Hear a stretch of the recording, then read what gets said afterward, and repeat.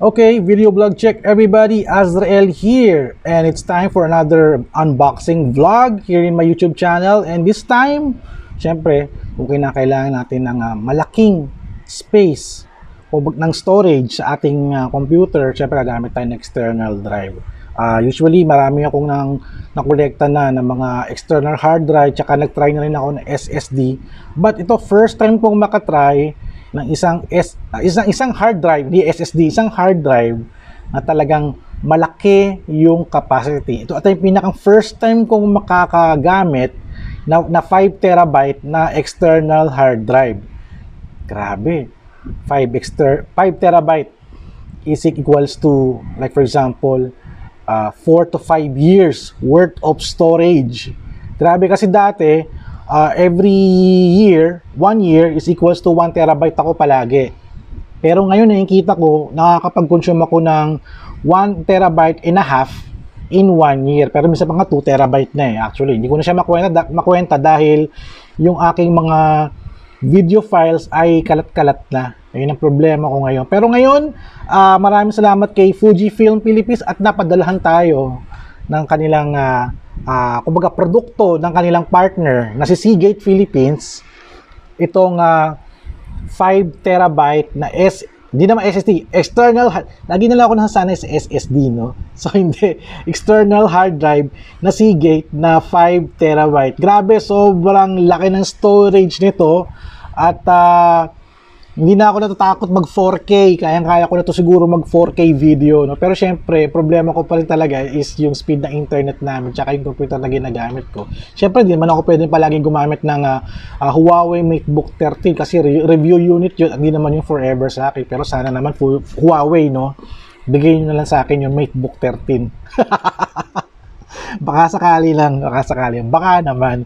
So, ito i-unbox na natin tong Seagate Backup Plus Portable. Ito yung pinakamalaking storage na mga gamit ko, 5 terabytes. So kailangan maingat ako dahil pa nagkamali ako, burado na naman yung aking mga file. Like for example, yung aking Transcend na hard drive, no, na 2 terabyte na nabili ko na napakamura lang sa SM, sa Octagon, sira ka agad. So ginawa ko, binaklas ko na lang to. Di ba, kung napanood nyo yung isang vlog ko, no, binaklas ko na lang to, tinanggal ko yung luma at nilagay ko yung aking SanDisk na SSD dito sa hard drive na enclosure ng Transcend. So okay na, at least meron pa rin siyang silver. So yun nga lang, wala pang 2 terabyte yung file ko, storage ko na nagamit ko dati sa Transcend, nasira ka agad. So I'm very confident, pero nga lang kasi sa Transcend disk, gumagamit din sila ng Seagate. I guess yung kanilang mechanism medyo mahina, hindi maganda. Pero I'm very confident itong Seagate ito kasi this will be my third Seagate. Kasi meron akong Western Digital, meron akong ano ba isa? Oridata, meron din akong Seagate. Tatlo ba o dalawa? Mga ganun. So I'm very I think yung Seagate ko isang 500 terabyte tsaka dalawang tigwa 1 terabyte. So for the Seagate 5 terabyte, this is my first time. So check natin. Compatible naman daw siya, Windows 7 or higher, Mac OS 10, 11 or higher, USB 3. Ang gamit niya, compatible with USB 2.0. So nakalagay yung detalye dito kung nakikita nyo. At dito sa kabila naman, I connect with computer. So syempre, pang computer. Ayan. So ang style dito para maging humaba ang lifespan ng inyong hard drive is gawin nyo siya parang libro, parang library. Kukunin nyo lang to para mag-store ng files and data or ano bang files yan. Tapos isasoli nyo sa isang cabinet o sa isang lalagyan na talagang hindi siya nagugulo or hindi siya nahuhulog or wag nadadaganan. Tapos para gumawa kayo ng hard drive library sa bahay nyo, no? Parang ganun yung analogy niya, parang library. So ngayon, kung kinakailangan kong kunin yung file from my hard drive, external hard drive, pumunta ako sa library ko, yung drawer ko or cabinet ko, at kukunin ko yung hard drive ko at kukunin ko yung file, ililipat ko sa laptop ko. Tapos doon, i-exit ko siya ng safely at as yung hard drive, ibabalik ko ulit sa aking library, itatago ko ulit. Ganun lang. Huwag kayong manonood ng movie, huwag kayong manonood ng kung ano-anong videos nyo, yung mga recorded videos nyo dito. Kasi pagka nood kayo ng nood, games kayo ng games, maglalagay kayo ng games for example, or maglalagay kayo ng movies, or ano pa ba, mag-i-edit kayo ng video or Photoshop, wag yung direct sa hard drive gawin kasi disk to eh, nagagasgas yan eh. Pag nagasgas yan, ayun na. Ayun yung nangyayari sa mga katropa natin na palagi nasisiraan ng hard drive dahil yun nga, ganoon ang ginagawa nila. Palaging nakakabit yung hard drive nila at pag nasagi nila, nagalaw yung USB, sira yung files nila. Tsaka hindi lang files, pati yung hard drive.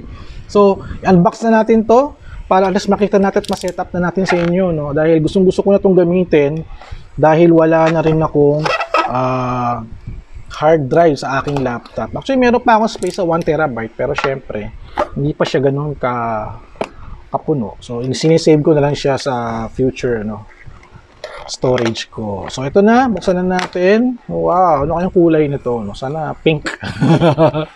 So, ito na siya laman niya. So, actually, check natin laman ng box. May manual. Yan, may manual. At ano kaya to? My Leo Create na to. Lagi na ako nasusurprise sa mga manual na to. My Leo Create. Organize your photos, automate it, and che. At merong Adobe Creative Cloud Photography Plan. Hindi ko alam kung ano to. Hindi naman kasi ako gumagamit nito. So, may license ba to? I guess they're just promoting the tawag dito. Hindi. So, meron siyang libreng something na Adobe Creative Cloud. Ayan, i-activate, saksak ko lang yung hard drive kasi i-activate ko and then I have until January 31 to acquire at ayun, hindi mo ako gumagamit nun pero at least meron pala rin siyang libreng file. So ayan, para makita nyo yung label niya. Ayan, ganyan.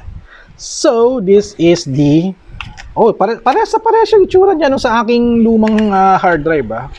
Try natin. Uy, medyo nakaseal pa to ng maayos And, paano ba to? Kadong tight na tight Ano natin to, baka tayo mahiwa. Here it is. So, ito yung hard drive. Nakatayo. Nakatayo talaga, no? At ito yung mahiga ko na baka mahulog. At ito yung USB cable niya. Nice.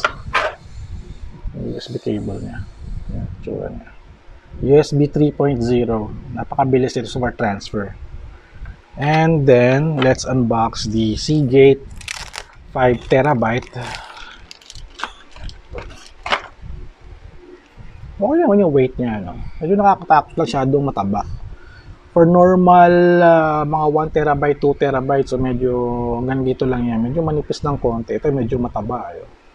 Nakakatakot, grabe. 5TB guys, 5TB. So, ito siya. Ayan.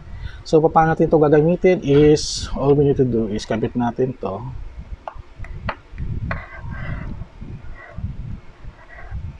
Okay, pumasok ka. Ayan. Nakakatakot kasi 5TB. Ito na. Tapos, ito ay kakabit natin sa ating munting laptop. Ayan, kabit na natin to. Tapos, videohan natin. There you go. Tumunog na. Ayan, tumunog na. So, pakita ko sa inyo yung itsura nitong file na to. So, heto na yung Seagate na 5TB na connect na sa aking laptop. Actually, yung laptop ko medyo messy, no? So, madami siyang mga files. Actually, mga video files lang naman to lahat Video files and everything, andito lahat. So, click natin yung aking my computer at makita natin yung space niya.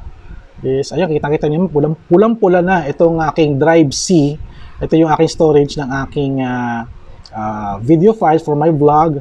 At itong isa naman ay dito yung Seagate. So, meron siyang 4.5 terabyte free. So, sabihin yung almost kalahati na 50 na MB is, gamit for its system.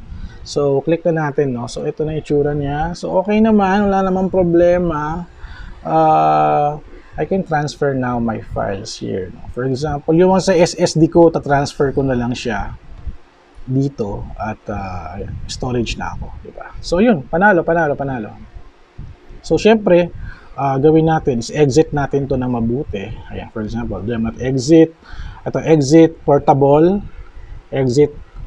So exit natin to para ma-exit siya. Ayan, mawawala yan bigla. Ayun, nawala. Sabihin nun, pag nawala, safe na tanggalin yung hard drive. So ito, hugutin ko na.